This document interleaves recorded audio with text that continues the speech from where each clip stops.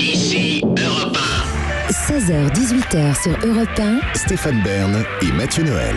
1. Historiquement vôtre. Tous les jours dès 16h, historiquement vôtre, je vous raconte l'histoire sans se la raconter. Et pour la dernière fois cette saison, elle nous raconte des histoires en étant toujours très à cheval sur ses sources.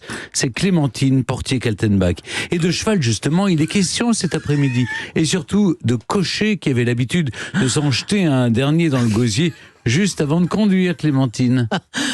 Justin, vous êtes, Oui. vous voyez, Faut se donner du courage. vous êtes petit joueur, c'était pas un seul, c'est bien ça le problème. Voyez-vous, dans l'Angleterre victorienne, bien sûr, on circule en voiture à cheval, dans des calèches appelées hansom cab, ce qui littéralement signifie beau fiacre. Et il y en a des centaines dans la ville.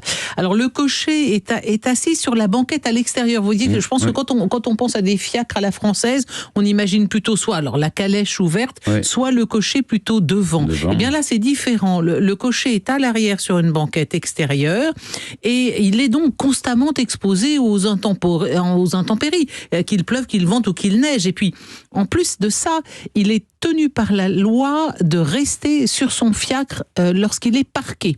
Donc, il n'a guère le choix, ou bien il reste sur sa calèche, son fiacre en permanence, ou il peut donner une petite pièce à quelqu'un qui le surveille en son absence, parce qu'il y a fréquemment dans Londres des vols de fiacres, comme il y a aujourd'hui des vols de voitures, bien sûr. On vous pique votre cheval, on vous pique votre voiture, et puis allez, en voiture Simone. Bon, alors bien sûr, le cocher n'a pas le droit de s'asseoir à l'intérieur de son fiacre pour se mettre à l'abri s'il pleut et attendre le client. Ça ne se fait pas. Donc, par mauvais temps, que peut faire le cocher ? Ou bien il reste vaillamment dans le froid, ou il s'abrite dans un pub pour se mettre au chaud, boire un coup, manger un morceau, mais surtout boire un coup, puis deux, puis trois coups, voyez-vous. Et donc, dans les rangs des cochers londoniens, l'alcoolisme fait des ravages. Bien souvent, les cochers qui ont fait une pause reviennent ivres à leur travail. Et voilà la mésaventure qui survient un jour au capitaine George Armstrong, patron du journal Le Globe. On est en 1875, il fait un temps de cochon et il envoie son majordome lui chercher un fiacre, car il doit se rendre d'urgence à l'autre bout de Londres, au siège de son journal, sur Fleet Street.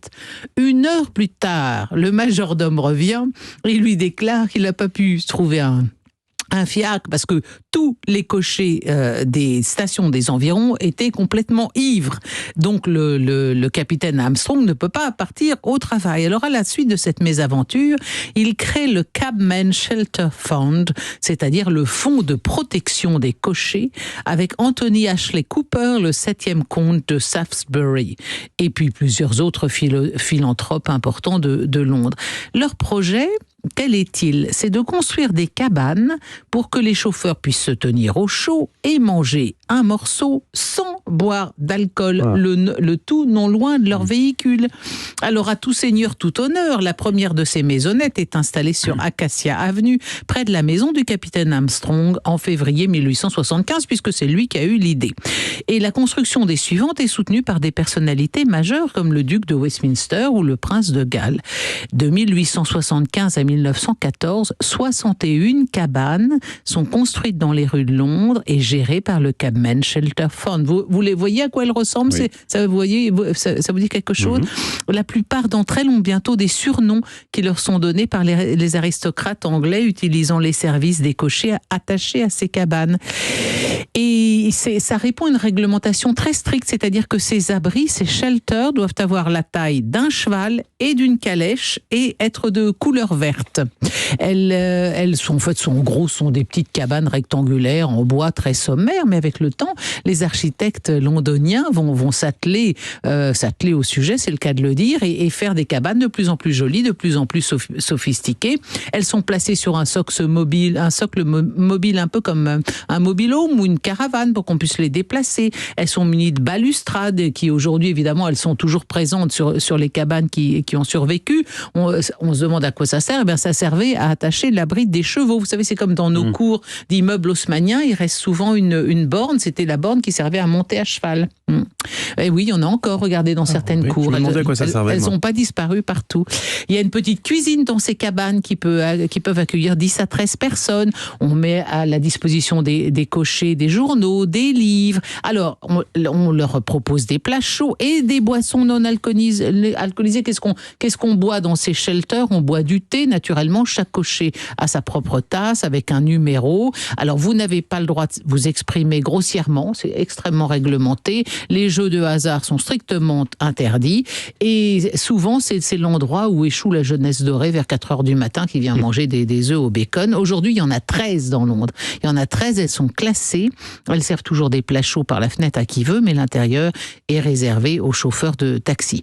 Vous voyez, ce qui est amusant, c'est que c'est de la même époque que datent nos Fontaine Wallace, avec la muse de la sobriété pour inciter les gens à boire moins d'alcool, parce que l'alcoolisme était vraiment un fléau national, et la célèbre loi contre l'alcoolisme, elle date de quand? Vous savez, loi du 28 janvier 1873. Dans les premières années qui ont suivi son adoption en France, il y avait 80 à 90 000 procès-verbaux pour excès d'ivresse qui étaient dressés chaque année, c'est beaucoup.